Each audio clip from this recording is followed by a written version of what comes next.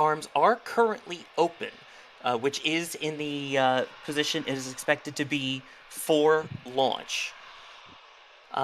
We are progressing now with that timeline. We'll be able to run you through here what else we can continue to expect in this timeline as we progress. So, as we mentioned, the fueling is underway on both the ship and the booster. That includes liquid oxygen and liquid methane. As we continue along with the countdown, we will expect to see Raptor engine chill begin on the booster a little under 17 minutes or so before T0. And again, that is getting them cooled down and prepared for the thermal shock that they will experience once those engines completely ignite. Then the next major procedure will be at T-minus 40 seconds when the fluid interfaces begin their vent down sequence before the Raptor engines start 8 seconds before liftoff. And again, I just do want to point out that vent that we saw is completely normal. Those vents typically are used to help even out the pressure inside all of the fuel tanks in both the ship and the booster, so there is nothing to worry about when you see those. Just wanted to point that out. Hey, Sawyer. Hi, Das. How's it going? Oh, I am in and out. I am all over the place. We are firing on more cylinders than we actually have right now. But just checking in from the roof of the Margaritaville Resort, South Padre Island over here, it continues to be a beautiful day. There are people down on the beach. Again, still not a cloud in the sky. The sun is coming up. I actually forgot my sunglasses in the truck, so we're just going to have to deal with that. But I don't think that we could have asked for a nicer day to watch this. Exactly. Thank you for chiming in with that. Yeah, the weather looks absolutely gorgeous. Perfectly clear skies, and like we mentioned before, it's unlike SN11 or SN15, who those remember where it was quite foggy, especially SN11. We've got gorgeously clear skies, and we can see everything beautifully happening to the booster and the ship right now. And a reminder... Go ahead. Go ahead. I was going to say, you are on top of the hotel right now, which we have a camera up there, which you can see in our multi-view, which you can access for all of our members who are Red Team and above. Sawyer says we have a camera up here. Sawyer. Do we? We bought out the camera store. We have so many cameras up here. It took us like 15 trips up to carry all the cameras we have. We've got a fiber line up here. We've got wireless infrastructure up here. We're controlling all of the different sites from our command post here on the, well, I say on the roof of the hotel. It really relays through the hotel. And all the remote folks, the production team, are really knocking it out of the park today. But I got to say really quickly, massive thanks to the folks here at the hotel. It's the Margaritaville Resort, South Padre Island, and they set us up with not just a place to watch the lunch from. We've got a room downstairs. They just renovated the whole place. We've actually got a fiber line, and we worked with the hotel to run a fiber line from the server room downstairs all the way to the roof. But they have been absolutely fantastic to us over here. So I hope that this isn't the last time we see a Starship launch from here. And if anybody ever ends up coming down this way, check out the Margaritaville Resort. It's ridiculously nice. They're good people. And a lot of what you are seeing on the screen right now is because they worked with us and they helped us make all this happen. Sorry, I had to jump in. This is just a wonderful place. This is a wonderful day. No, thank you for jumping in, and again, thank you to the people over at the Margaritaville Resort there for allowing us to get all of that set up and bring you guys this extra coverage. Really, really appreciate it. And again, you can see link in chat right now as well to that. Nice. And again, reminder, you have that multi-view for Red Team and above. It cycles through 9 boxes worth of cameras all the time, so you keep getting more and more views, some that you might not even get to see on stream. So. Yeah.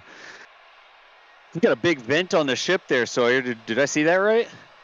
Yeah, it looks like we just had a big vent there, and so far, everything looking good. A reminder, those vents are normal. That is the pressures evening out as we continue in the count at about T-minus 43 minutes and counting.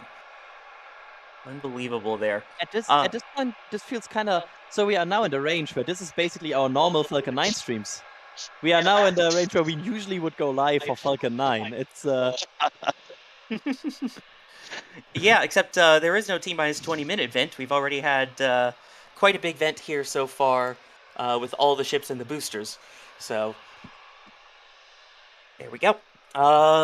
Continuing along here, I do want to, again, thank some of the people with some tremendous support here. Justin Davenport, sounds familiar, with a $150 tip. Here's a little addition to Jack's Bacon Fund. Go Starship. I'm sure Jack appreciates that. Cameron with the 160 Australian dollars. Frank Green, drink bottles are hard to drink from. Thank you very much for the message and for all of the support there as well.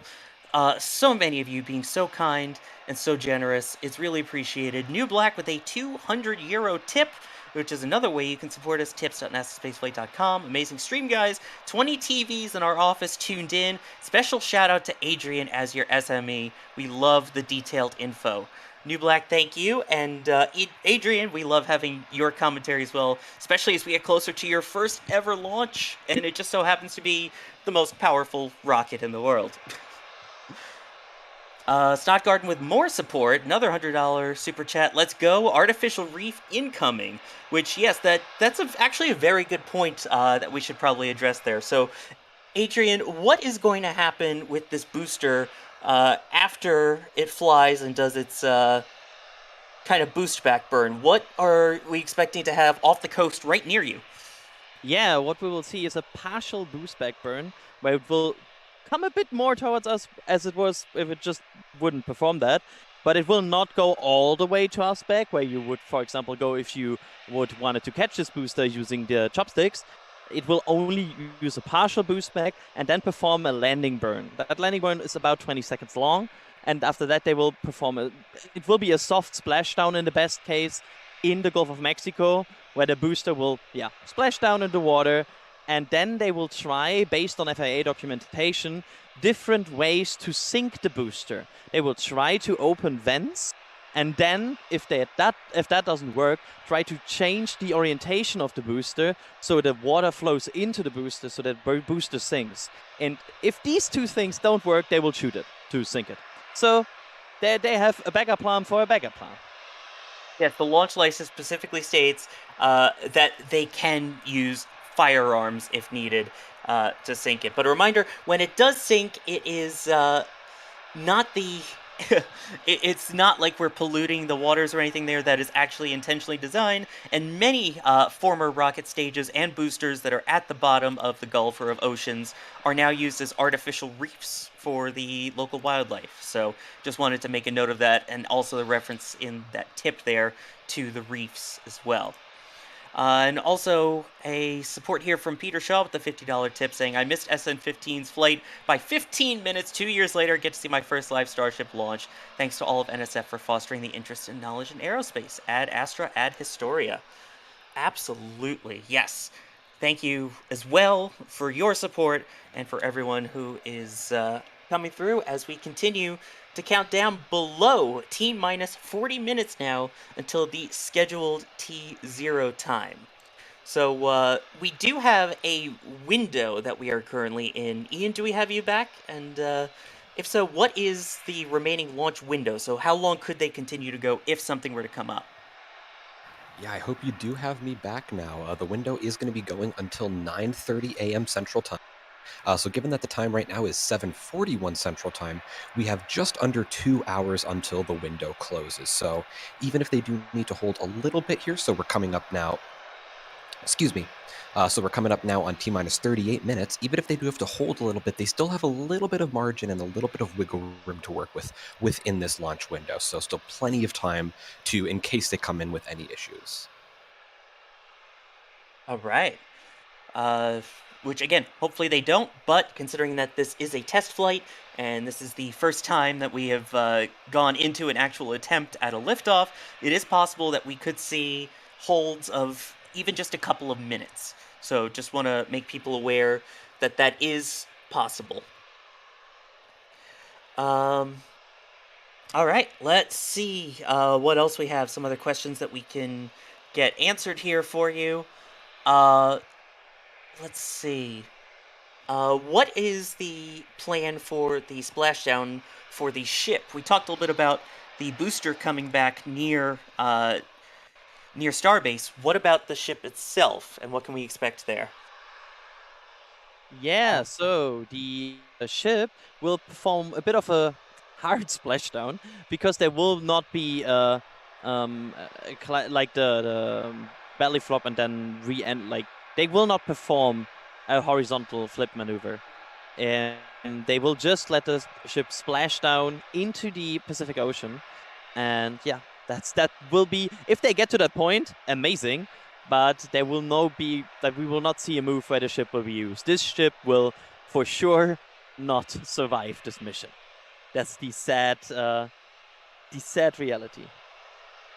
Right, and it is important to note that is planned. It is not that we are expecting that it's unexpected that it might crash or anything. This is part of SpaceX's plan and part of the license plan that they have approved with the FAA, that both the booster and the ship will splash down with no attempt at recovery. Continuing along here with more questions, let's get one over to you, Ian. Are they still expected to perform the belly flop? Yes, so according to SpaceX documentation, they are performing a belly flop. Now, they are not performing the engine reignition to do the flip and burn. They're just going to belly flop straight into the Pacific. So that is if they make it through reentry. So if they make it through reentry, they're just going to continue on the horizontal descent, much like they did with early ships, but without any form of landing. So that's what we should be expecting about an hour and a half after liftoff. All right, and that is something we will absolutely keep an eye on. And a reminder that, as you said, there is no entry burn, right? It's just going to come back down because of the trajectory.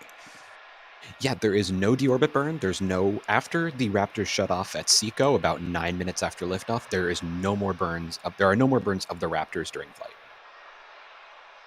That is good and important to note there as we continue along here.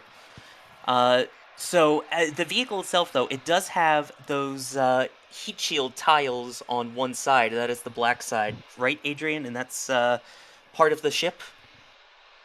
Yes, the black side is that's the shielded side for the for the protection system. The whole black side is basically for re-entry. That's the way how the ship would reorient itself during re-entry to survive the re-entry. These tiles are for these heat protection. But again, we'll see how that holds up. We saw on previous static fires and also on previous flights, like these shorter flights, that sometimes some of these tiles came off. So we'll see if they learned from that, if the tiles will all stick on, if some of them might be loose. So that's also a watch item that not only we have, but I bet SpaceX also has, because it's very interesting for them to see how the heat shield performs. It's very crucial that the heat shield performs well over the long period of time, as it is kind of necessary to achieve the reusability goals of Starship. Exactly. That is one of the significant test milestones that, if they get that far, that they hope to accomplish. And a reminder that as of right now, their goal is to get to T-0, which according to the official timeline says excitement guaranteed, and emphasizes that anything beyond that is, quote, best case scenario. So that's what they would be hoping for. Elon Musk has said in the past that the main goal, of course, is to not destroy Stage 0, which is all of the ground infrastructure. But one of the key milestones to keep an eye out for is Max Q.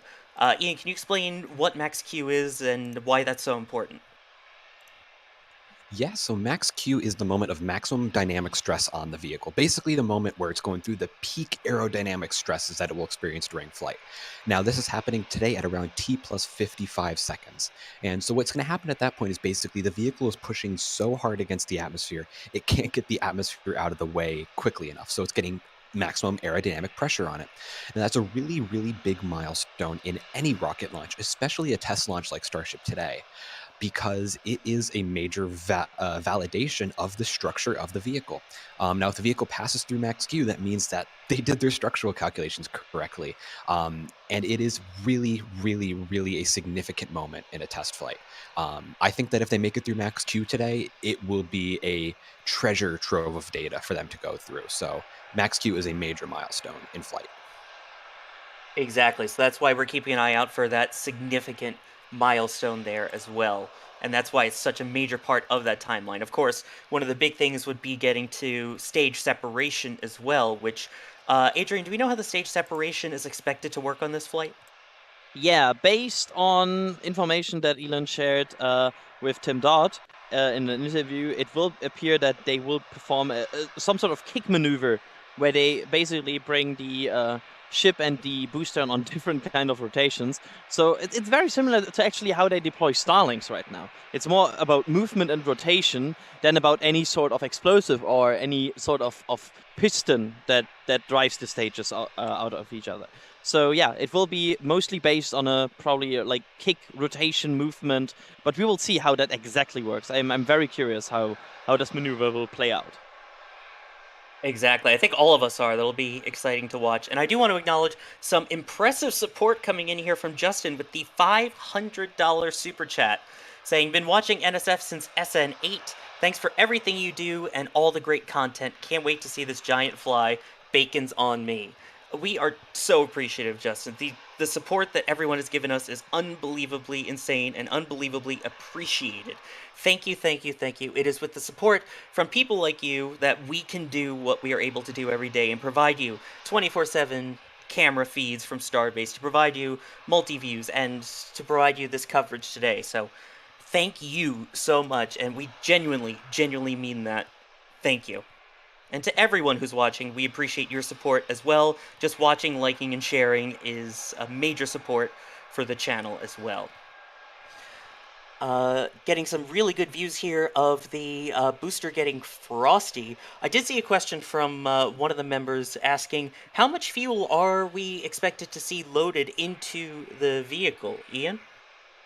Yes, we're expecting a nearly maximum propellant load.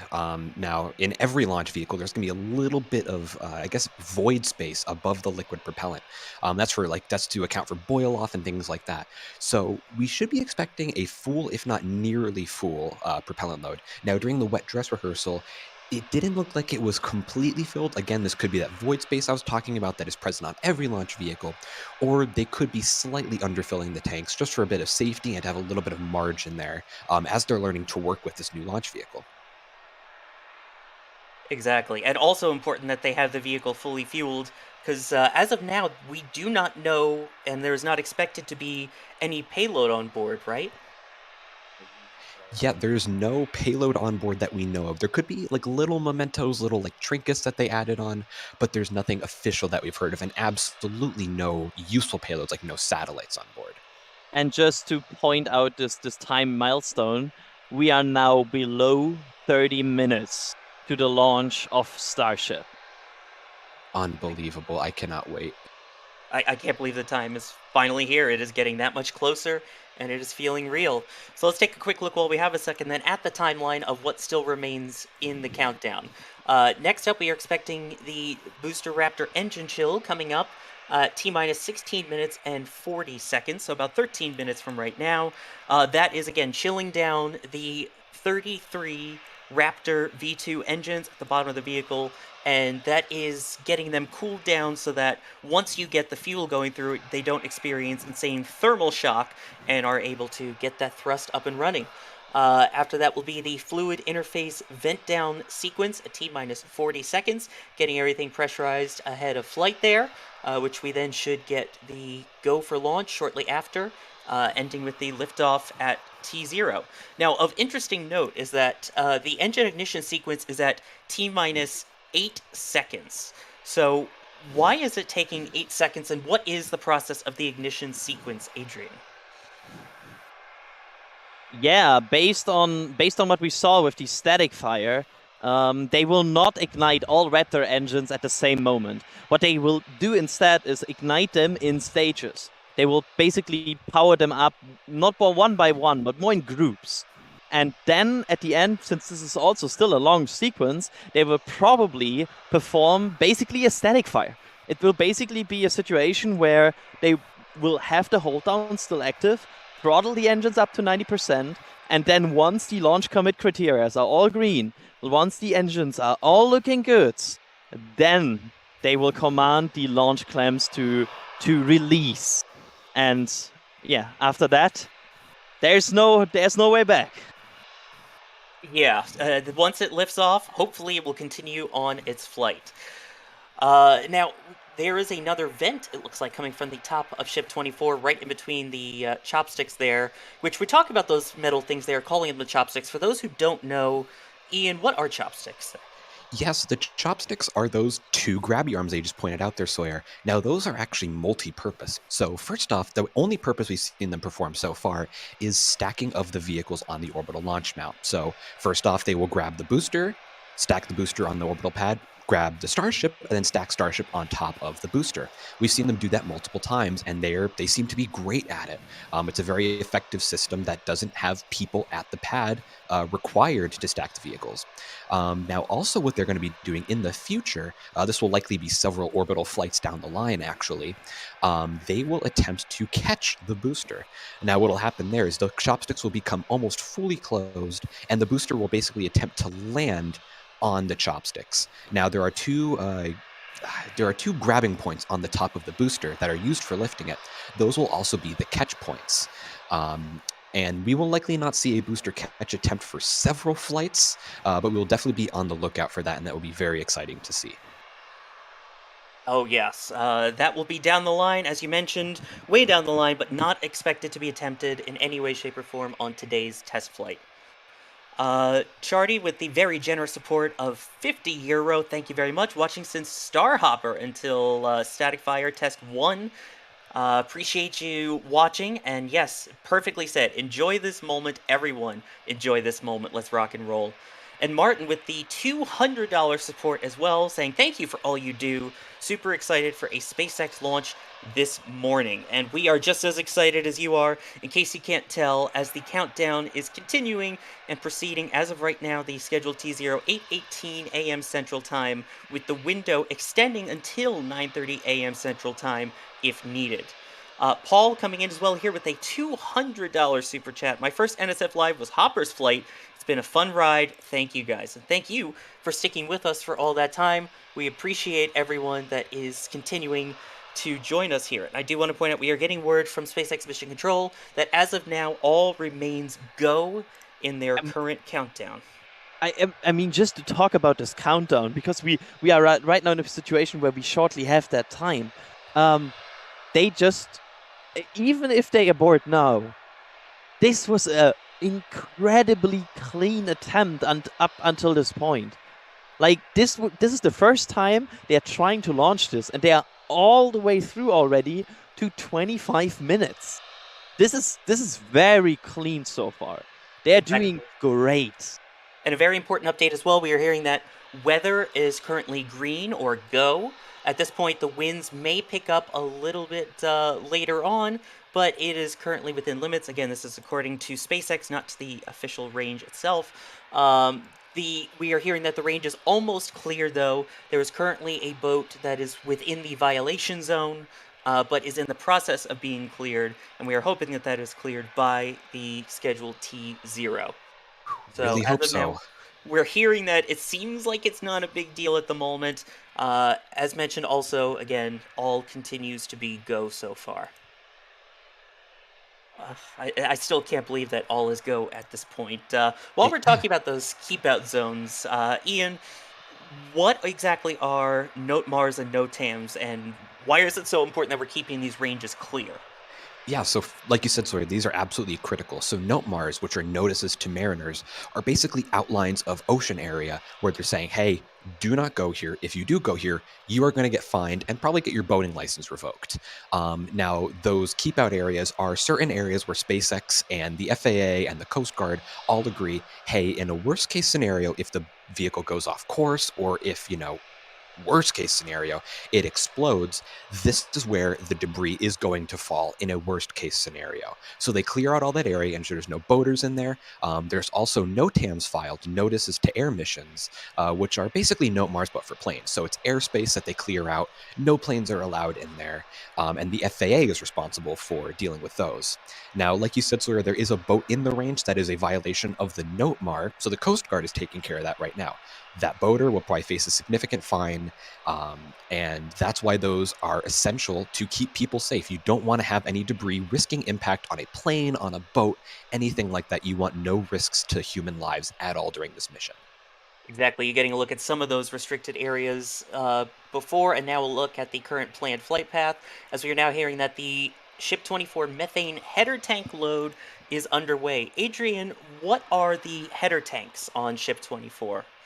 Yeah, the header tanks will, down the line, be used for the landing burns, because they will prevent, for example, splashing around in the tanks. Because if you have, imagine if you all put all your propellant only in one tank, then you will have a situation that during the flip burn maneuver, you will have propellants flying around in the ship, which means they are not there where you need them to ignite the engines or keep them fed with propellants.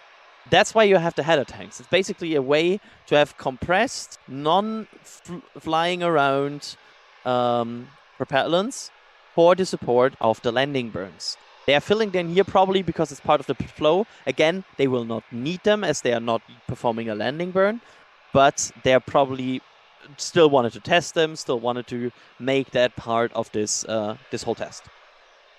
Right, that is important to note that while it may not be used, they are progressing with everything that you would expect in a full Starship integrated flight countdown. So that will hopefully be used, as you mentioned, down the line. For now, though, it seems like it might just be to help balance out the mass of the vehicle and get basically an idea of, once you do load propellants on board and plan to try and land it, what are the aerodynamics, how will it fly, and what we can expect to see. We are continuing along now with the countdown as we are approaching T-minus 21 minutes now and counting. This is not like Falcon 9 where we have a T-minus 20-minute vent. At this point, though, we do occasionally see some vents coming from either the ship or the booster. Ian, why would we be seeing vents, little vents here and there? Yes, we've seen little vents here and there to stabilize the tank pressure. So like we said before, the Starship is filled with liquid methane and liquid oxygen. Now, those are very, very, very cold propellants. They don't like being liquid, so they will boil off naturally.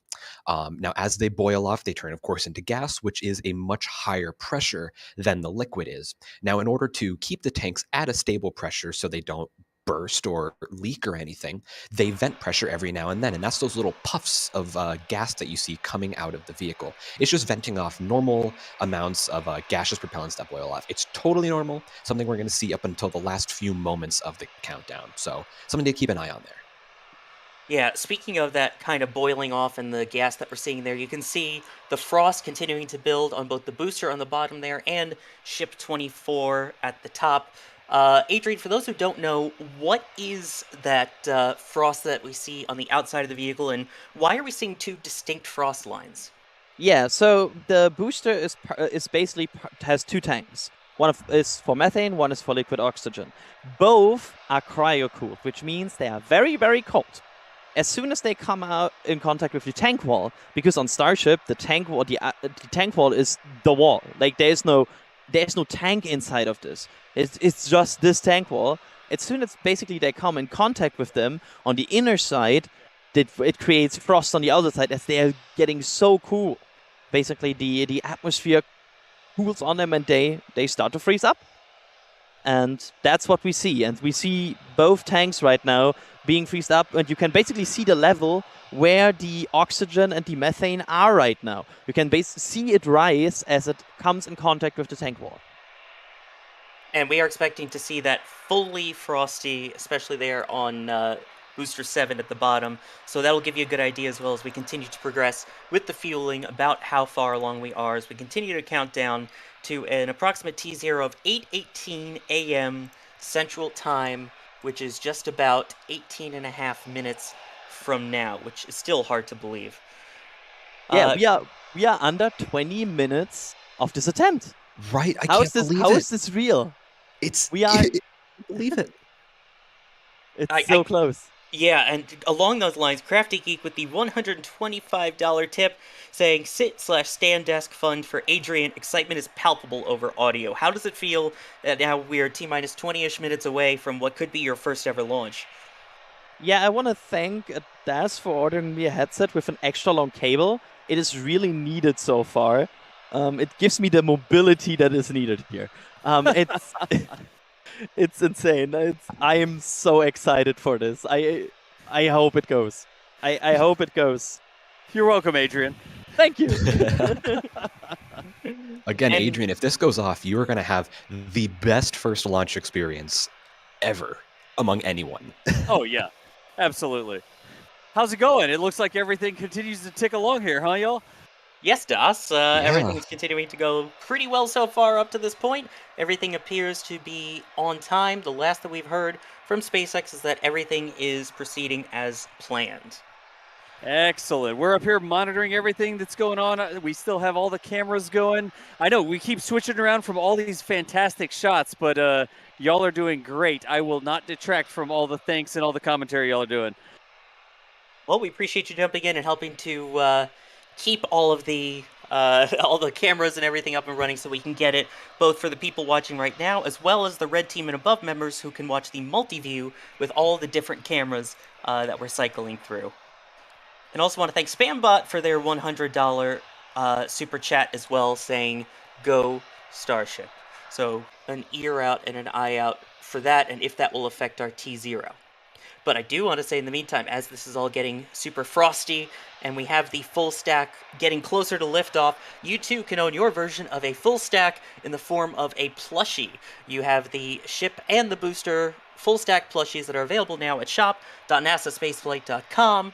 It's perfect to point out that they are Velcro together so you can separate them and you'll be able to have your own separation of the ship and booster. You see all the engines on the bottom there. Again, shop.nasaspaceflight.com. And we are getting another update from SpaceX that they just said that if the teams cannot resolve this issue with the booster, they will treat this as a wet dress rehearsal. But they are working a booster issue right now, and basically it sounds like they will go all the way through. And then if they solve it, they will go for it. If they don't solve it, this will be a WDR. Yes, and a reminder that this window does continue until 9:30 a.m. Central Time, which is currently 8:04 a.m. Central Time. So they still have about an hour and a half to work this and any other issues that may continue to come up in the count. We are being told, though, that the orbital launch mount clamps and the quick disconnect are being configured for liftoff, which, Ian, I'll pass this to you. What are the OLM clamps and this QD that we're talking about? Yeah, so first off, the OLM clamps are the things physically holding Starship and Super Heavy to the pad right now. So there are 20 different hold-down clamps around the inner edge of the orbital launch mount. Now, those are connected to the base of the Super Heavy booster, and they're holding up the weight of Starship and Super Heavy right now. Now, right at liftoff, those are going to disconnect and rapidly retract into the orbital launch mount to give the booster some clearance to get away. Now, these quick disconnects that they're talking about, those are the booster and ship quick disconnects. Now, the ship quick disconnect, you can see right at the bottom of the screen. That is supplying the ship with liquid methane and liquid oxygen right now. But right down there on the orbital launch mount itself, you can see the booster quick disconnect, and that is also doing the same for the booster, supplying it with liquid oxygen, liquid methane, electricity, some data relays, and things like that. Now, those right at liftoff are going to disconnect. The booster quick disconnect will retract into that hood you can see, and it'll shut, while the ship quick disconnect will, of course, disconnect from the ship and then rapidly swing away on the launch tower. So we're going to be looking for that right at liftoff. And that is where we're sitting right now. Yes, as you mentioned, those will retract away from the vehicle, releasing essentially any connection to the ground support equipment and the ground systems, or as it's sometimes called, Stage 0, before hopefully lifting off and continuing on the trajectory of the scheduled flight. Which, while we're waiting here as they continue to work on a pressurization issue, now might be a good time to go over, if we do get to a T0 today, what is the expected flight plan for the rest of this vehicle? Ian, do you want to take that? I was just looking at some things in the back channel real quick. All right. Adrian, do you have a moment then? If you want, we can go over the look at what's expected after T0, which, again, we are waiting an official T0 time as they continue to work this pressurization issue. Sure, we can go over the timeline. So basically, after the booster and the ship lift off, they will have reach max Q at about 55 seconds, which is the maximum mechanical stress on the rocket. At 2 minutes and 49 seconds, we will have booster main engine cutoff, hopefully, and stage separation. And then at 2 minutes and 57 seconds, we will have Starship ignition for a burn all the way over so they can get to Hawaii. That burn would last until 9 minutes and 20 seconds. And after 90 minutes, that's the plan, Starship would reach the Pacific Ocean. Very good. We saw a little vent there coming out the side, evening out the pressurization within the tanks on board Booster 7, which you have the liquid oxygen and the liquid methane tanks that are being filled. A reminder, that is being filled on both the ship and the booster currently. You can see the levels based off of where that frost line is currently. Now, we talked about how the booster is going to be coming back and returning at some point. We did have a question that came in that was asking, there are grid fins on the vehicle that they kind of look like waffles, is the way I describe it, similar to what's used on Falcon 9 to help steer it, but why are they extended right now, and are they expected to fold? You can see them right there underneath Ship 24. Yes, so those are not going to fold in. So the grid fins on Super Heavy, partially because they're so large and partially because they don't want the complications that would be added by folding them in, the grid fins are extended for the entire flight process. In fact, they're extended from the moment they're installed until the moment it lands. Now, that is because, of course, like I said, the grid fins are very large, they're very heavy, but the main thing is SpaceX is trying to simplify this vehicle as much as possible. Having folding grid fins is not only something that can break, but also that is just added mass, and you really don't want to have any unnecessary mass. So that, along with the fact that the grid fins are in the center of the vehicle, means they don't really have any aerodynamic effects during flight. So it really doesn't have any major effects on the vehicle anyway. So just losing a bit of complication, a bit of added mass, and that's why there's no folding grid fins. All right, yes, good to note there. And we will expect to see that, hopefully, if it takes off. Again, at this very moment, we are currently awaiting SpaceX working to fix a pressurization issue at this point. We do not have exactly how long that is going to take or a new T0 yet. The window does extend until 9:30 a.m. Central Time, so another hour and 20 minutes from now. So there is still time to work on it and still time to fix it. We will continue to keep you updated as we get more details of the nature of the pressurization issue. Well, for your awareness, that DOS done it. Also important to note here is that we have heard from John Innsbrucker with SpaceX that if for some reason they are unable to resolve, they will count this as a wet dress rehearsal and go with all the rest of the procedures that they would go through a countdown, just basically without the final T0 without actually lifting off. So we will continue to watch and hope, though, that they will have time to resolve this within the window. Here's an interesting question that we've had a couple times I do want to bring up again. If they're not targeting a specific orbit or a specific rendezvous point, why do we have a launch window? Why can't they go all day? Adrian? Well, it takes effort and time to completely close a range. Basically, if they would be able to go all day, that would mean you have to clear the airspace here all day. That would mean you have to clear that marine path all day, not only here, but also in the Pacific. So you basically have a lot of implications on a lot of different areas. So there's probably a middle ground where they're like, you get this window, but we cannot just reserve this all for you for just 12 hours straight. And we have official word. We have an update, if I may have, we have a scrub. Yes, according to SpaceX, the flight director has called a scrub on the liftoff portion of today's attempt, but again, they are going to proceed and continue this as a wet dress rehearsal. So that means they will continue with the countdown as if they were going to a T0, but there is not going to be a liftoff today. Yep, no liftoff. They will just do a wet dress rehearsal and then stop the clocks before the engines ignite. But they got close. So, next time. Right, and it is important to note that this is not a failure of any kind. This is not a bad thing. It's actually it can be a good thing. And if nothing else, it's definitely a learning experience, right, Ian? Oh yeah, for sure. They just took, like, they got very far in the process. Now we of course have to wait and see how much of the propellant can they get, how big is the issue they had, how fast can this be fixed before they probably will confirm a new day where they target all of this. But they got close. It was only minutes away before they called the scrub here, and yeah, we will see how the week plans out from here on. Yeah, I mean, for a first flight of a pretty much brand new rocket, I'd say this was a good first attempt.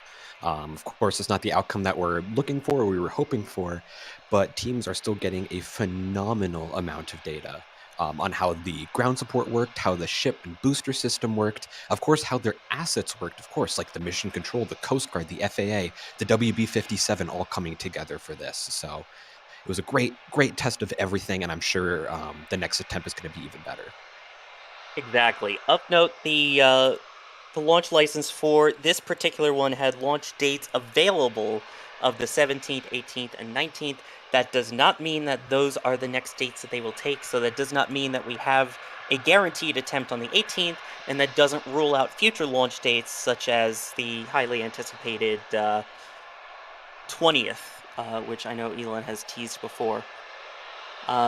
We are getting told from SpaceX that teams will hold and, again, as we mentioned, go for the scrub at T-minus 10 seconds, which is normal for a wet dress rehearsal. The only issue was a pressurization issue.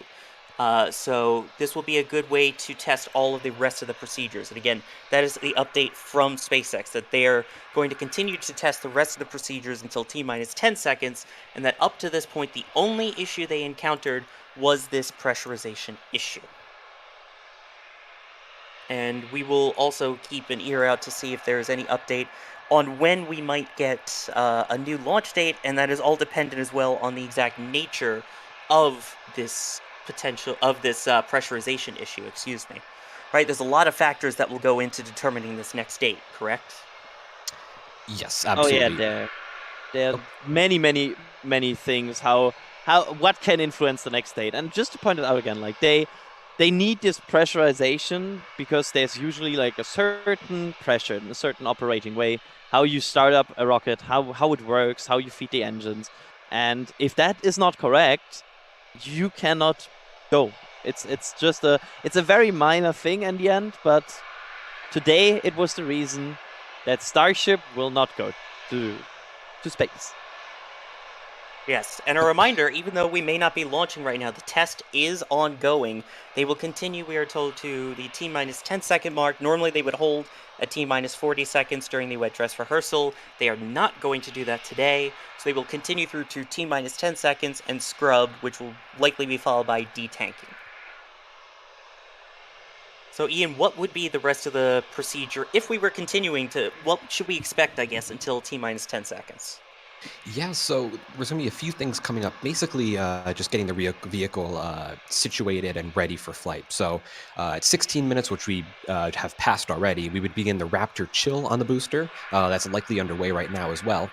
T-minus 40 seconds would be the next major milestone. That's when they begin to vent down all the fluids on board the vehicle. So final vents of the tanks, final vents of the GSE, get everything then sealed up and ready for flight. Coming down to T-minus 8 seconds, which will not happen today, they would have began starting up the Raptor engines. Now, this would be a staggered ignition, meaning they don't ignite all 33 at once, because that would be a very, very sudden acceleration and very sudden force on the base of the vehicle. So instead, they ignite the engines one at a time, several milliseconds apart. It's pretty tough to tell with your own eye. But so that'd be 8 seconds right before liftoff, they would begin igniting the engines. They will begin ramping up the full thrust ahead of liftoff, and if everything looked good on the vehicle, they would have lifted off at T0. But unfortunately, like we said, they are scrubbing for the day due to a pressurization issue on the vehicle. And we'll keep you all updated if we hear anything on future launch dates. Yeah, as well as they continue on this test, we'll keep an ear out to see if any other potential issues may pop up. But again, regardless, they are not going to launch today. So in terms of emptying the vehicle, which right now we see that it is still very frosty and very full of these propellants. So it is still a very active vehicle right now. But what is the deal with detanking, and what is the deal as well in terms of the amount of fuel that they would be able to save and what they have as a backup for a future attempt? Adrian? Sorry, there were people moving around here on the roof. Could you repeat that question for me quickly, please? Sure. While right now the vehicle, of course, is cold and fueled still, once that's done, what will the detank procedure look like, and can any of this fuel be saved? They will try to save a lot of this fuel. That's why they have the recondenser mechanism. The recondenser is basically exactly that. It tries to recondense some of the big, too hot gases again into. I'm sorry to interrupt for one quick second. I will let you finish that in just a second. We have a tweet from Elon saying a pressurant valve appears to be frozen. So unless it starts operating, no launch today. So it appears that a valve was frozen was the issue. Sorry, didn't mean to interrupt you there. Just wanted to give that update. As for the wet dress rehearsal portion, the booster propellant load is complete, and the ship propellant load is wrapping up as they top off the header tanks. Excuse me. And that's a very good reason to interrupt me, because we need these updates. And again, it was a good attempt. And yes, they will try to save as much fuel as they possibly can, and because it's not easy to get fuel here. And once that is done, they then will probably perform one final big vent where they release all the gaseous part of, for example, the liquid oxygen, which is, there's like a part which you can no longer save. There's a part that is just, you need to let that out as gas. And once that is done, the vehicle will be depressurized and then probably repressurized with ambient pressure to have complete structural stability, and then it's completely saved. So, Adrian, hey, I got a question. How many tankers do they need to roll out there to replenish the tank farm, what they use today? I know there's people that have the exact number, but if I remember correctly, it was about 120 tankers. 120 tankers. Depending on the liquid. Exactly what they did and what they reclaimed and stuff, yeah. Good grief. How are we looking, Sawyer? As of right now, they are in the T-minus 40-second and holding mark of the wet dress rehearsal. Again, the launch portion of today appears to have been scrubbed, although the latest tweet from Elon Musk, again, saying a pressurant valve appears to be frozen, so unless it starts operating soon, no launch today. And they had originally stated they would not be holding at T-minus 40 seconds, but we are being told now from SpaceX that they are in a T-minus 40-second hold. So we are continuing to keep an eye on these latest updates that we are still getting. Again, the vehicle still fully frosty and almost fully fueled. We are now getting the update that we will hold here for a bit, according to SpaceX, and run to T-minus 10 seconds. So we will take this countdown to T-minus 10 seconds. Engine ignition is somewhere between T-minus 8 and 6 seconds, so we will not get to that point. Again, making this a wet dress rehearsal. Did anybody say the line, Sawyer? Which one? It's better to be... Scrubs, not Ruds. Yeah. No, Sawyer's got it. It's better to be on the ground, wishing you were in the air, than in the air, wishing you were on the ground. Bingo! There we go. It is a true statement, unfortunately. Fortunately, unfortunately. Fortunately, unfortunately. I mean, everybody up here was so excited. Like, literally, Adrian was jumping around. It feels like a big letdown. I know everybody was so excited to see this thing go, but this is still progress for SpaceX. They've never launched this vehicle before. Look at the frost on the side. We've seen the frost on the side, but every time they do this, they learn about it. This isn't like, oh, we're going to spend 20 years before we ever try to launch it. SpaceX loves to get real data, and that's what they did today. Now, is the data going to say that somebody needs to go out there and bang on that valve with a hammer? Hopefully not. But SpaceX is going to turn this around into actionable information. And the next time we see this, maybe something else, but this rocket is going to go at some point. Oh, we are excited for this rocket to go. And again, we will keep an ear out for any potential updates on when a T0 might be. And look at this view that we have here. This fantastic view on the top of the Margaritaville Hotel there, which, Das, I believe you're over there as well at the moment, right? It is. We're all up here on the roof. We've been over here for weeks now, working with the hotel, installing a bunch of infrastructure, not just for this launch, but here to stay. We've got a lot of permanent things that we put over here to support everything that's happening at Starbase. But it really is like the reason we chose this hotel is because you can see Starbase. And it has a ton of rooms that are sort of the south-facing rooms. So if you want to come and see a launch, you can get a south-facing room. And we even have, like if you ask, there's a map of the rooms that can see Starbase. And most of the rooms above the 5th floor have a direct line of sight over to the launch pad. So anyways, it's Margaritaville Resort, South Padre Island. They just renovated it. Actually, there's some floors that aren't even done being renovated yet. Even if you get a room on the other side, and you can't see it. You're looking north. You can go down and hang out the pool, and then when it's T-minus 10 minutes because you're listening to our stream, which we appreciate, you can walk over to the beach and you can see the launch pad right up the beach. So, anyways, one more time, do that exclamation point hotel in chat for the fine folks at Margaritaville, South Padre Island, the place where we are right now, literally, probably the place you want to be too. Exactly, hosting our entire team there as well as Michael's tracking rig. Which you saw in the shot there. So all of that, thanks again to the people at the Margaritaville Hotel there.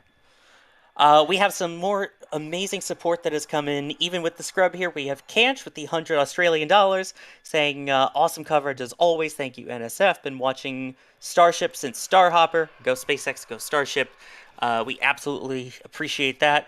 Mark Rented coming in here with a very specific $477 super chat here, which immensely generous, saying Godspeed Starship and thank you NSF for providing this indispensable service from the X7 finance community. Mark Renton, thank you again very much for the support. It really is appreciated, and it goes to helping us set up the infrastructure that we now have on top of the Margaritaville Hotel, to the people that we have now at the sites, to all of this content that we're able to bring you, including our multi-view of all of our different cameras that we have there for members that are Capcom and above. Thank you. That's how we are able to do this, is with support like that. Sawyer, yes. You know we need to name the camera up here on the hotel, right? Oh, yes, we do. You're like right. A contest. We need some ideas in chat on what we could actually name the camera, because I can't say Margaritaville Resort South Padre Island camera every time we talk about the camera. We need like a Margaritaville themed camera name. Toss some ideas in chat for me. The marketing guy was over here like, yeah, something like that. I don't know if I want to call it the Jimmy Buffett cam. No, the definitely 5 o'clock cam, the parrot cam, the somewhere cam. I don't know. Ooh, somewhere cam. Paradise cam for Cheeseburger in Paradise. There you, or just the cheeseburger cam. I'm hungry right now. Oh, I haven't had breakfast. Don't make me hungry. I wonder if this, by the way, will now result in Elon getting his favorite day as the potential next day. I mean, it's not impossible. Just saying. The day's coming up. I mean, it's there on the calendar. It's just right there to be launched on. Mm-hmm. Also seeing salted rim cam, by the way. Oh, salted rim cam. Interesting. Couple more messages. Couple of messages of support here that I do want to hit before we continue on as well. Juan Lambers with the €50 super chat. Thank you very much for that. As we were talking about the pressure valve that's frozen, he's asking any ideas what might have caused that now and not during the last wet dress rehearsal. Any idea what that might be? What could have happened? Because when was the last wet dress rehearsal anyway, out of remembrance here? Oh, it was about a month ago. I don't know the exact date, unless Adrian or Das does, but not the exact date, but yeah, the thing is, the weather might be different, the temperature might be different, you might have a bit of different conditions, and that already can move things in a different direction during the countdown. And in the end, it only takes one valve. It only takes one little valve that doesn't work, or one thing that is slightly off. Because, if these things don't work, you are not going to space. You will probably lose your vehicle. So better safe than sorry. I'm telling you, these hydrogen rockets are just so complicated. Wait, what? Wait, it's a methane rocket? Wait a second. You mean rockets are just complicated all around? Sorry, I had to. It's not the fuel. It's the rocket. It's not the fuel. As much as we make fun of hydrolux, which is liquid hydrogen, liquid oxygen, which does tend to leak occasionally, we'll say, for example, on a big orange rocket, um, it is still rocket science. As much as we try and simplify it for you and bring it to all of you, it is not rocket science. Uh, it is rocket science, It is excuse rocket me. science. Yes. But So things can go wrong and do go wrong. And most importantly, though, we learn from it and we identify it before we start flying. yeah, and remember, Sawyer, it's not the rocket science that's hard. I mean, rocket science is hard, but it's the rocket engineering that's hard. Oh, It's that looks like building a Fire rocket. X. Deluge. Oh, There's wow. a deluge test Nice. or Fire X. Yes, That's the that was Fire a X, yeah. That was a test of the Fire X system. They do not have a full deluge system, but the Fire X is kind of like basically a very large fire extinguisher in a way that's meant to assist ahead of liftoff, correct? Is that a good way of explaining it? Yeah, yep. And given that the Fire X went off and now it has shut down, I think that kind of brings us to the end of the wet dress rehearsal. So it seems like they've had a good conclusion to their test. They got out of the T-minus 40-second hold and made it down to T-minus 10 seconds. Exactly. We were not expecting ignition there. As you can see, this was scrubbed, but we were expecting them to take the countdown to T-minus 10 seconds, and that is in line with getting down to the T-minus 10 second mark with the activation of the Fire X system. Yep, and again, if we were going ahead for a launch today, which again, it has been scrubbed today, but if we were going ahead with the launch, we would expect to have Raptor engine ignition beginning at T-minus 8 seconds. So about 2 seconds after the test ended today, we would have expected to have engine startup. Again, of course, that has been scrubbed due to a valve issue, and we look forward to finding out future dates. Yes, which, by the way, Adrian, what exactly is the Fire X system? Because we're used to just seeing rainbirds pour down water on something like a Falcon 9 or Falcon Heavy. It's some water spraying down from the OLM. It's that there's a reason why they are probably still working on installing a deluge system in the future. Basically, it's a system that will help them extinguish a bit of fire, suppress probably a bit of power from the engines, but not Adrian, that much. sorry to interrupt. We have a tweet from Elon. A new tweet saying they learned a lot today, but they're now offloading propellant and are retrying in a few days. So, A few days, he says. that's our current next timeline is a few days. Now, what that means, we don't really know yet. You know what that means for me? Yeah, I'm I gonna pack up know. some gear and get some sleep. Yep, that sounds good. What do you mean? We got plenty tonight. Yeah, okay, Yeah. Adrian. Yes, definitely get some sleep to the team that's over there at Starbase. They will now begin the offload procedure of fuel, which, as we were talking about before, there are some recondensers that will attempt to try and save some of the propellant to be used again, but that is a lot of propellant on the vehicle. And also, a thing to mention too is that, like you said, Sawyer, they're going to lose some of the propellant, the liquid oxygen and liquid methane, to boil off over time, as expected. And they're going to need to replenish that in the tank farm. But over the past few days, we've been seeing some tankers dropping off propellants at the suborbital test site. So it seems that they're using that as a bit of a staging site to have some propellant on standby if needed. I would not be surprised over the coming days to start seeing trucks transferring propellant from the suborbital site to the orbital launch site if they are truly using that as a staging ground. So that's something to keep our eyes out on over the next coming days. Exactly. And again, we will keep an eye out for when exactly that few days may be and what is necessary in terms of refilling the fuel farms and getting them ready for another attempt. I do also want to thank Ali Demirci here for the 50 gifted Red Team memberships. Really appreciate it. If you did get a gifted membership at any point in this stream, definitely make sure you thank them. And if you do have a Red Team membership or above, whether gifted or that you got yourself, you can still check out our multi-view camera just for those members, and in it you'll be able to see all the different angles as they detank and complete their testing here today.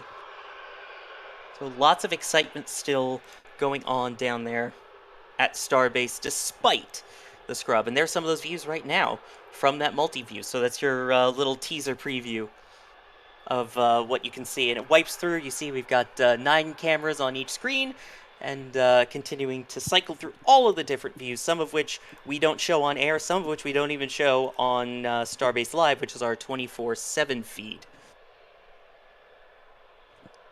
Oh man, I know it's a little disappointing. Adrian, this was your first in-person launch attempt here, as well as your first in-person scrub, I guess. So first off, welcome to the launch family. Second off, how are you feeling still, even at this point? Speechless, I tell. He's muted at the moment, maybe a little Oh, busy with sorry. people where he is. There you go. Yeah, it's a busy roof. So, what was the question again, Sawyer?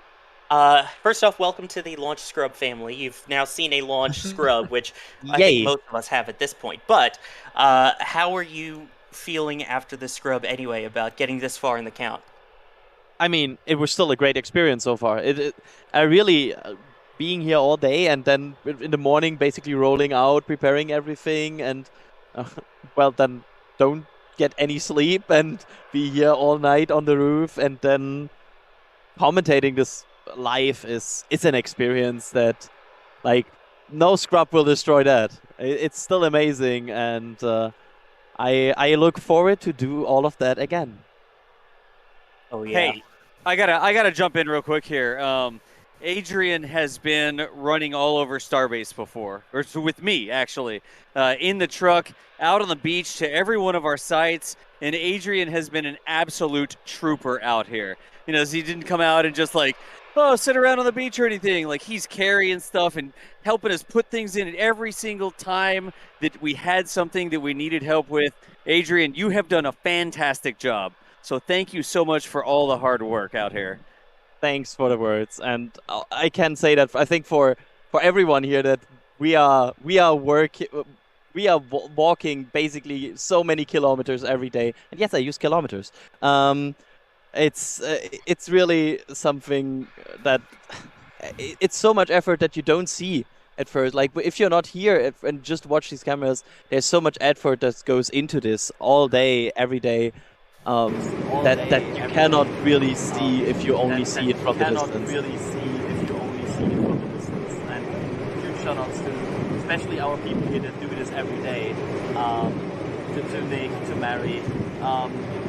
It is really sometimes a very hard place to walk around. So if you want to give a little wave while you're up on the roof. There we go. Yes. So tired and all, he still seemed to be enjoying yourself and enjoying the procedure. Continuing along here. Sorry about that. Yeah, that's never going to actually match up because that was one of the tracking cameras. We had multiple tracking cameras up on the roof, and I pointed it towards Adrian so everybody could see the huge grin on his face. Sorry about the mic. That was my fault, y'all. I do have to say, though, Sawyer, again, this was a massive broadcast for us to do. And the entire team, like, so many people worked on so many things that it used to be that one of us would have to do. And now we have entire teams of people working on the behind the scenes, the servers, all the graphics that you've seen, right? All coming across the screen, the new countdown things that happen, even the little animations that come across. You've even seen the improvements in our videos too. But there have been so many improvements, and these things are improving because it's a big team of people working on it. So everybody at NASA Spaceflight, whatever you do, whether you're writing articles or whether you're working on graphics or whatever it is, writing scripts for videos, everybody has been doing such a fantastic job out here. And we're able to do it because y'all keep showing up. There's still 181,000 people watching what we're doing here. And we are able to do this because y'all show up. So you know what to do. If you want to get back to this channel for the next attempt, we're going to be here. We're going to roll out every asset that we have at our disposal to cover this for you, to share this experience with you. Click the button to sub to the channel, ring the bell or whatever. You know, you don't have to do that or whatever, but you know how to get back to channels on YouTube that you want to find. And that is what we do here at NSF. These are the experiences we help share. And I'm going to stop talking because I'm not even supposed to be the host right now. Sawyer, back to you. Thank you, Toss. No, I'm so glad you said that. It really is important. I've only been with this team now for about 9 months, and they've been some of the best 9 months I've ever had here. It is such a phenomenal team that works at NASA Spaceflight round the clock to get you updated on everything going on in the space world, from US to China, from Florida to Starbase to California. Can't forget about the West Coast as well. It's an amazing team effort. So a huge thank you to the entire team. And in particular, I have to give a special shout out to Chris B. Official, who's the brainchild behind this amazing channel here, and for all the work that he continues to do to make it as amazing as it is. And sappy over. Continuing along here, so right now the chopsticks are out or open, those metal lattice-like structures there attached to the tower. I'm sure at some point we will expect those to go back in. What will happen when those go back in, and how is it being supported at the moment right now, the whole vehicle? Yeah, so right now Starship is being supported solely from the orbital launch mount. So we talked about them earlier, the 20 launch clamps. They are holding up the super heavy booster from the base. Now, it is basically resting on those clamps. Now, if we were going for a launch today, right at T0, those would disconnect and retract. However, of course, we really don't want that to happen right now because we're not launching today. So those are holding up the weight of the vehicle right now. Now, eventually, when we're going for propellant offloading, the chopsticks are going to come back into place and grab the top of the ship. Now, they're going to do that to not only stabilize the stack, but provide a little bit of support here as well, because propellant detanking is a very dynamic time. A lot is changing, a lot is happening, a lot could go wrong at that point. So they give a little bit more support to the ship. We don't know exactly when that's going to happen, but that will really signify kind of the end of this wet dress rehearsal and the end of this test overall. Exactly. Yeah, it is important to note that part of the test is also the detanking procedures here, as unfortunately it is rocketry. Rockets will scrub, as was the case today. As we take a look at the people coming back off of one of the boats, I believe, who were out in the approved range to try and watch the launch there. At least they got a good day out on the water, it looks like, so if nothing else. And we got, again, a frosty rocket. That is absolutely impressive. But as we were mentioning, this is rocketry. Scrubs will happen. So it's also a good test of the procedures, once again, for detanking, safing the vehicle, and for turnaround time of when we'll be able to try to launch this again next, which, again, the word from Elon has been in, quote, the next few days, close quote. So that will definitely be something to keep on the lookout for. Exactly. And I do want to mention that I do want to appreciate the people that are with me on air at the moment. That's Ian, Das, and Adrian are the commentators who are joining me, Sawyer, on air. So thank you guys as well for being with me here as we continue to track the first launch attempt of the Starship vehicle that was scrubbed, which turned into a wet dress rehearsal. Always a pleasure to be here, Sawyer, and I will probably be here for the next launch attempt, so... Yep, we're not leaving yet. We are continuing to track the procedure. We are waiting for signs of detanking. So what can we expect to see once detanking begins? What are we looking for? Yeah, so the first real sign, honestly, is the frost lines going down. So you want to look at the top of the frost on all 4 tanks of the vehicle. Now, they likely will start detanking around the same time. The ship might be a little bit earlier than the booster.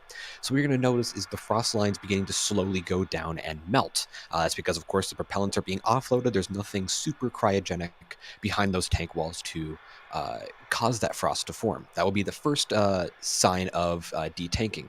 We should see a little bit of spooling up from the tank farm as it prepares to accept the detanked propellants and recondense them back into the tanks. And that is basically what we're going to be watching for.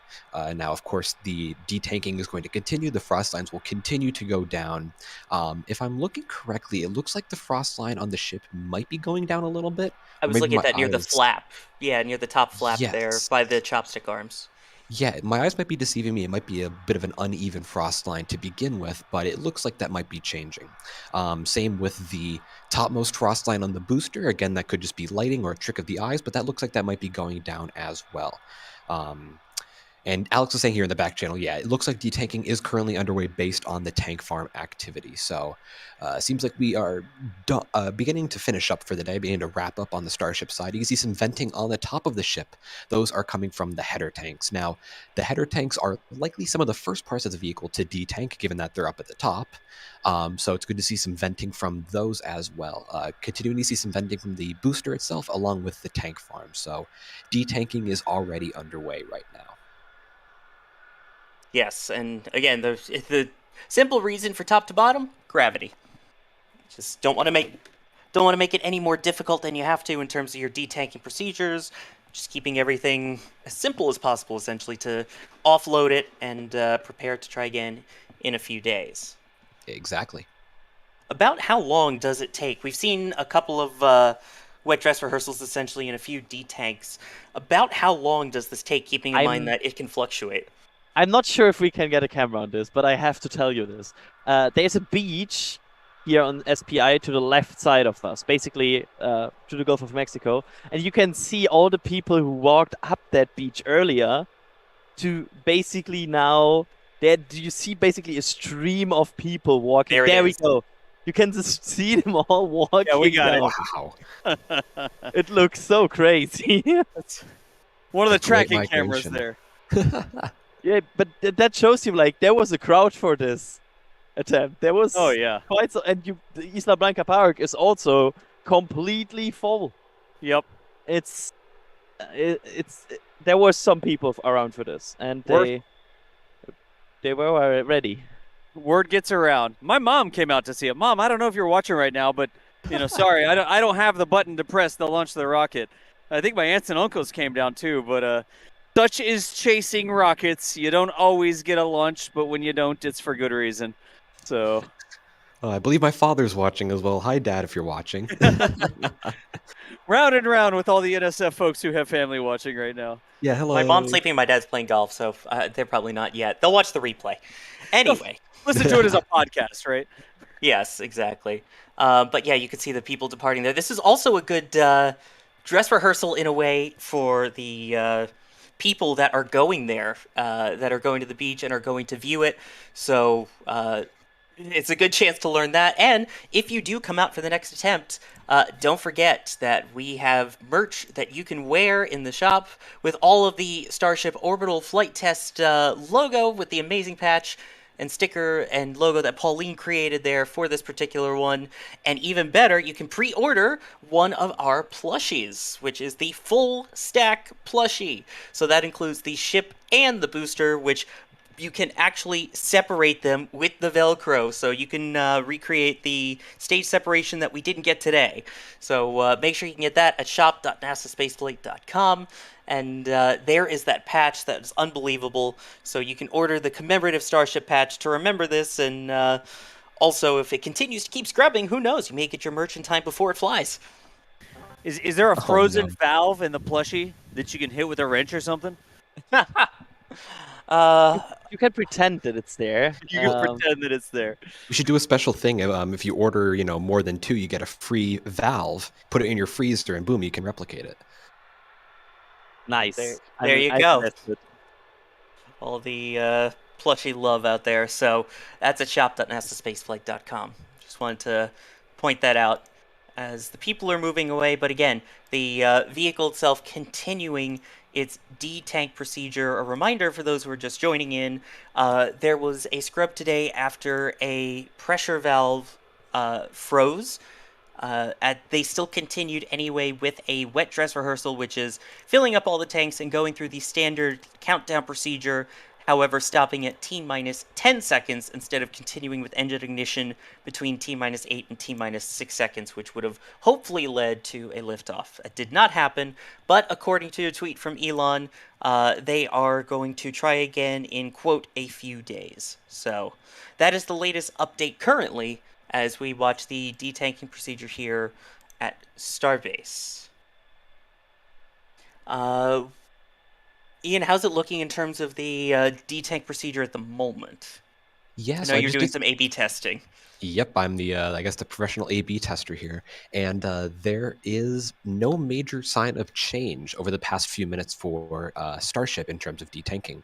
Similar on the booster, so it seems like they may be either very very slowly detanking or still in the preparation process for detanking. Also got a nice shot of a blimp there. Very interesting. I don't know the backstory on that, but that is cool to see as always. I believe that belongs to U.S. Customs and Border Patrol, is my understanding. Ah, interesting. Okay. Beyond that, I believe the rest is not public knowledge or not anything space Yeah. related. It's being Yeah. identified as a rocket body by Michael's auto track software. So Haha. Hey, it's we get like some auto track testing. that's There actually you what go. I'm doing. I've been tracking boats going in and out, and I tried to see if I could acquire the blimp, which is way up the dirigible. Sorry, whatever it's called, that's up above me. But now's a good time for us to get practice as well. I guarantee you, the NSF team has Oh lots wow. of improvements we will make. Oh, Okay, that's an interesting shot. that camera is very shaky because of the wind right now. But anyways, Hopefully that is a legal view, yes. we love you, customer. I mean, every person here on the beach can see this, and if you have good enough True. eyes, you can see it that way, I guess. Very true, yes. But yes, now that the skies appear to be clear over that, the ranges are open again from this, at least for air and sea. It seems like road closures and all those still remain in effect as the vehicle remains frosty. Also, want to give a shout out here to Timothy, who says, "Thanks, Go Starship, with buying so many different items in the store. We really appreciate the support there at shop.nasaspaceflight.com, and we hope you enjoy all of the different items that you've got as well." So, just wanted to mention Timothy there with the 11 items, I believe it is. Yes, so we are continuing along now. We appreciate everyone that's been tuning in and watching up until this point as we continue to await the detank procedures. The chopsticks, are those still open or are those starting to close in? Those still look open. They don't look changed at all. Let me do some A/B testing here.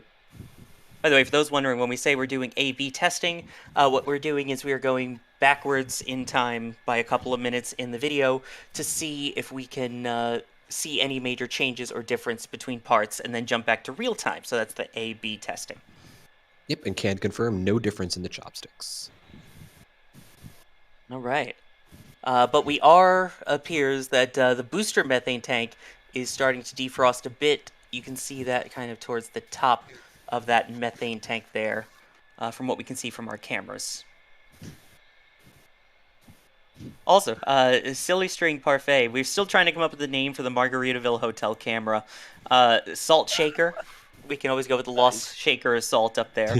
Oh man. Maybe just simply Oh, salt can. nice. That's cool. That's cool. All right, What? and Alex in the back channel is saying that the Oh. methane tank is beginning to defrost, so showing some active signs of detanking there. Hey, look at that gorgeous view Sorry. of the nature area around Starbase. And that's okay, Dust. We know you're working up there on the roof of the hotel. It's all good. I'm trying to do a good job of juggling, like mic on, mic off, mic on, mic off. I feel like somebody's teaching me to paint the fence or whatever over here. But I apologize for that. I didn't say anything you're embarrassing, good. did I? I don't think so. Except that one thing that we won't repeat. Oh, okay. I'll go watch the VOD and see what happens. I'm sure somebody would tag me on Twitter if I really messed up. No, it's all good. There's a look now at the bottom part of the booster on the orbital launch mount. Again, that is booster 7.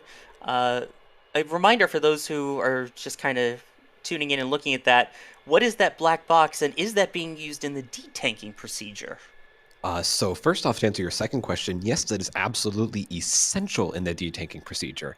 So that black box is the hood that's covering the booster quick disconnect umbilical. Now that quick disconnect is loading and now currently unloading the booster with liquid methane and liquid oxygen. Now that black structure around it is a protective shell, and if you look at the top of it, you see a bit of like a cover thing that's attached to it. That is a cover that will rapidly move into place right at liftoff. Now, the quick disconnect right now is connected to the booster, but right at T0, right as the booster lifts off, the quick disconnect will obviously quickly disconnect. It will retract into that hood, and then the hatch will close rapidly over it. That's to protect it from the booster exhaust, because 33 Raptor engines will not be nice to any delicate umbilicals. So that is that, and that's why it has that large black hood over it. Exactly. So that will close quick. And we've seen in some of our Starbase dailies and Starbase update videos just how quick that thing can actually close down when it comes to liftoff. And so for the ship, what is that equivalent then for Ship 24? Yeah, so its equivalent is the ship quick disconnect. Now that is actually on an umbilical arm, a separate arm, on the launch tower itself. Now that is, of course, still currently connected to the ship, and it's detanking that with its own propellants. But right at liftoff, that will rapidly rotate away onto the opposite side of the launch tower. Now, of course, just like with the booster quick disconnect, that retraction is to protect it from the rapidly rising rocket. But in this case, is not only to protect it from the engine exhaust, it's also to protect the rocket, because if the rocket hit that going on the way up, it would be not a good day. So they get it out of the way to avoid any impacts, avoid any damage, and that is that quick disconnect arm. You can see it right there at the bottom, servicing the bottom of Ship 24. Yes, and swing arms like that are very common on launch towers. In fact, if you take a look at 39A, when you see a crewed Falcon 9 launch, or even for that matter, a cargo resupply launch from the Cape, you have that crew access arm that goes there that will start to move away and then swings away really quickly ahead of launch. You also have the strong back that throws back very quickly. So it's no stranger to having parts that need to move away from the rocket extremely quickly ahead of liftoff so that they don't make contact. Exactly. They were used on the Saturn V, used on the space shuttle, very, very commonly used in the launch industry. Used, of course, with SLS, with Delta IV.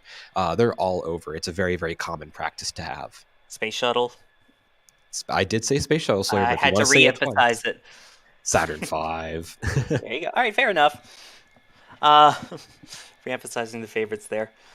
Continuing along, you can see the tank at the top there of the booster, as we mentioned before.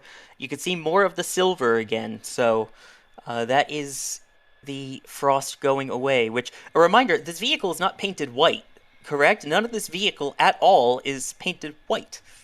Yep, none of it. All the white on there is just frost. It's pure ice, really.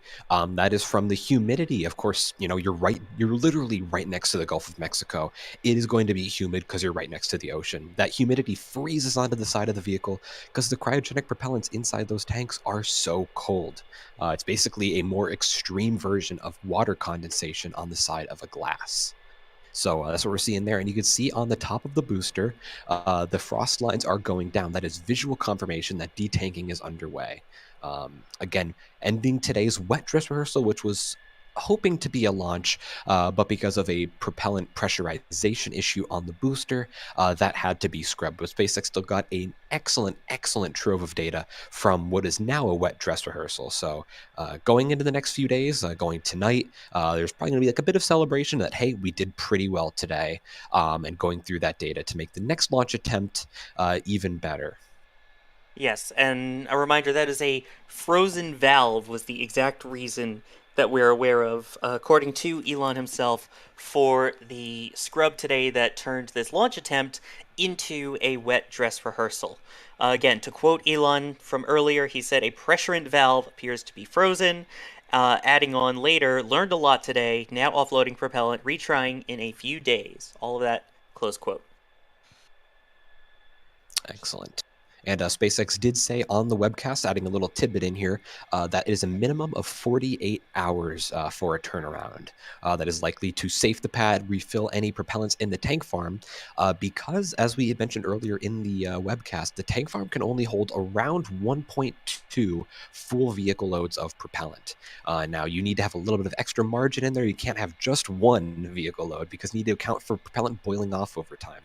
And now they're going to need to resupply that over the next few days to get it back up to full capacity because some boiled off during the test and some boiled out. Some will boil out during detanking. So that'll be something to keep an eye on, and that will be an indicator probably when our next launch date will be. So at the moment, the absolute earliest they could launch again is Wednesday morning. But again, there is nothing official right now in terms of a launch date. Right, that would be the 19th at the earliest. And again, a reminder, the initial launch license that we saw had them with range dates for the 17th, 18th, and 19th, although it is very likely that they will be able to extend that beyond the 19th. So they will just have to coordinate that. And we just saw that fantastic pan. Shout out again to the team working behind the scenes with all the cameras that help out with Starbase Live and are helping out with the stream today and all the operators there. So just wanted to give them a shout out on that great work. Yeah, got a ton of excellent, very talented people behind the scenes. We got, of course, Kevin and Patrick working directly on the stream. We got Doss, Michael, Jack, Nick, Adrian, everyone really pulling their own load today, doing great work. Yes, the one load that we are currently experiencing, though, is the offload of propellants. Good one, good one. Thank you. As we take a look at then and now, I love this view. You've got Hoppy there, the Star Hopper, the one that started it all, and to the right, a Frosty Booster 7, which almost lifted off today. We came very close to an actual liftoff of the future of rocketry. I just think that's really poetic. I had to just mention that while that view is up. No, I agree. It's a great shot, and it really takes me back to the Starhopper days. And visually comparing Starhopper to the booster behind it, you can literally see the advancement of technology in the Starship program. That was a tremendous shot right there. Yeah, again, we hear it in the intro. Water towers can fly. Look at what we're about to fly now. Exactly.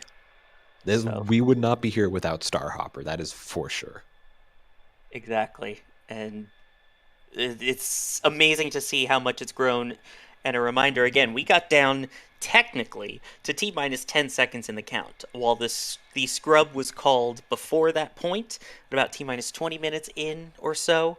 They did technically take the countdown to T-minus 10 seconds before they called the official scrub. So that was 10 seconds away from that first flight of Starship. And a reminder, Starship is super important, not just for the future of humanity here in terms of getting more Starlink satellites up and future missions like Dear Moon and things like that. This is so important on getting humans onto the surface of the moon as well. Sometimes people forget that the NASA human landing services is super intertwined here with Starship, in that you are looking at what will eventually be, once it's improved more, the lander on the lunar surface for Artemis 3, our first return to the moon since December of 1972. Starship will be the lunar lander. So this is major progress, even getting to this point, major progress in our return to the moon. And once we get that down, that's when we focus on Mars. Exactly. And yeah, it seems that SpaceX has put Mars a bit on the back burner. They said early 2030s is when they're expecting to have their first crewed missions to Mars. However, they are very much focusing on the moon now. Of course, like you said, Dear Moon, there are some other moon trips that they're working on right now, private customers. But of course, Artemis 3 and Artemis 4, they're two contracted missions to land 2 people each on the surface of the moon. So very, very big here. Starship is an Artemis rocket. I'd say it's got about as even of a share as SLS does. So very, very critical part of America's space program right here sitting on the pad. Exactly. So sometimes people say, oh, it's NASA or it's SpaceX. In this case, it's a little less, will greatly impact humanity's journey outwards to return to the moon, to settle on the moon, and eventually, as Elon has always dreamed of, getting the questions from people here saying, why is it not totally unfrosted yet? Why is it not fully detanked? So what's going on with that? Why are we not detanked yet? Yeah, it takes... Oh, Adrian, you back? Yeah, take this one, please. It takes several hours. This is this is about 5,000 tons of propellant that are loaded into this vehicle right now, and as you just saw, it takes some time not only to load it but also to unload it. So yeah, they need to do this very carefully. They also need to, while doing this, still make sure the pressure balance between the tanks and everything is good, so they don't by accident overload some tank or have the weight in a wrong way distributed. There's still some things they need to be careful here. So that's why they are going slowly, step by step, as they are saving this vehicle.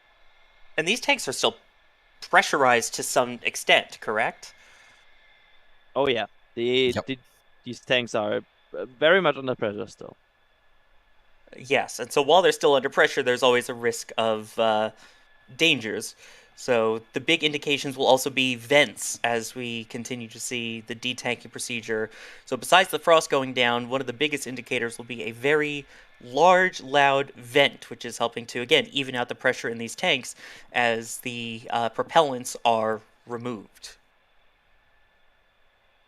Yep, and unfortunately, you can't just open the valves and let gravity force them down. You have to do this in a controlled manner, or else you'll damage your tank farm. So basically, just shift the pumps into reverse and begin to unload propellant. It should take about as long as it takes to load propellant, so we'll be here for a little while longer for detank. Exactly, and you can see the people that came out to the beach nearby to watch the launch attempt. The exodus outward continues. You still see a lot of people leaving the beach, although some, it seems like, are staying to either watch the detank or, enjoy a day at the beach. Seems like the seas can be a little bit rough at the moment, but otherwise, the people that were there, it appeared to be extremely busy and extremely crowded for this launch attempt. So if you are planning on going for whenever the next attempt may be, everything seemed to get pretty full pretty quick. Adrian, any idea of when things started to get busy from what you could see, at least of the park near you? From the event to get here perspective. From what you could see when the park was getting full. Fortunately, Like gravity I at think both of those 1 destinations to is not 2 nearly as high as I it is saw here really on cars Earth. standing. On Mars, it's about I'm not sure if that's like maybe a bit too early. I guess you're probably still fine if you're going at 3, but after that it exploded very rapidly here in on terms Earth. of Now, for how many people today's were test, here. Starship does not have it got its worse landing very legs quick. attached. And that's because we So it aren't sounds like going you don't to want to be there attempting later than 4. to return to the launch site or land on land. It's going to be doing another hard water landing at the end of today's test. We can't wait. Starship is wrapped in a heat shield, which is composed of 18,000 hexagonal ceramic tiles designed to insulate the vehicle during atmospheric entry, where temperatures can be as high as 2,600 degrees Fahrenheit. The hex-shaped tiles, like these ones that we have here, roughly make up about 2/3 of the vehicle. There's a couple of different geometries. The one that I have is for the circular portions of the vehicle, so it has this curvature to it, and the one that Shiva has. Yeah, this kind is a hexagonal shape, and there's several thousand of these all across the body of the vehicle. And it's worth saying we need these because when a spacecraft re-enters from orbital velocity, it's going faster than the speed of sound and causes a lot of heat to build up that has to get dissipated by these heat shield tiles. Yeah, thing that's really cool about these is they're super lightweight. Even just holding them, we're able to even just like hear how hollow they are because of the construction. But they do a great job of dispersing that heat during that atmospheric reentry. We actually produce these in-house at what we like to call the SpaceX bakeries. And they're located in Texas and Florida. So it's something that we designed and build in-house. And like we said, there's thousands of them. You can kind of see them on the exterior of the vehicle. So at this point in time, we are at T-minus 27 minutes and 18 seconds. So let's head on over to John Insprucker for an update on the countdown. Hey, John. Thanks, Kate, and good morning. I'm John Insprucker, Principal Integration Engineer here at SpaceX.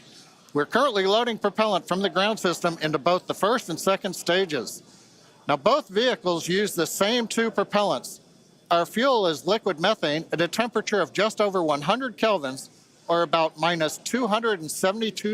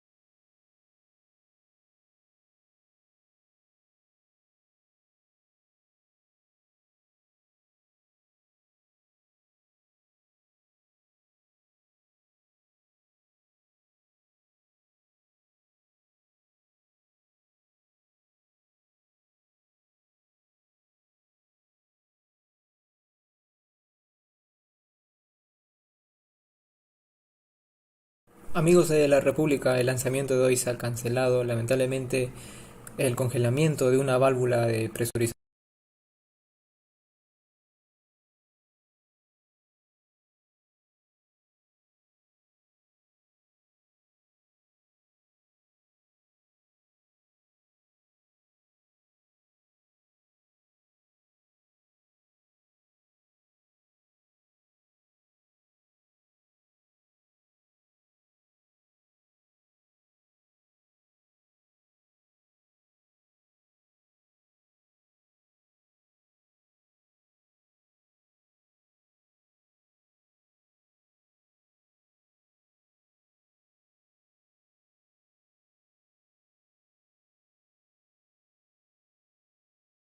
Amigos de la República, el lanzamiento de hoy se ha cancelado.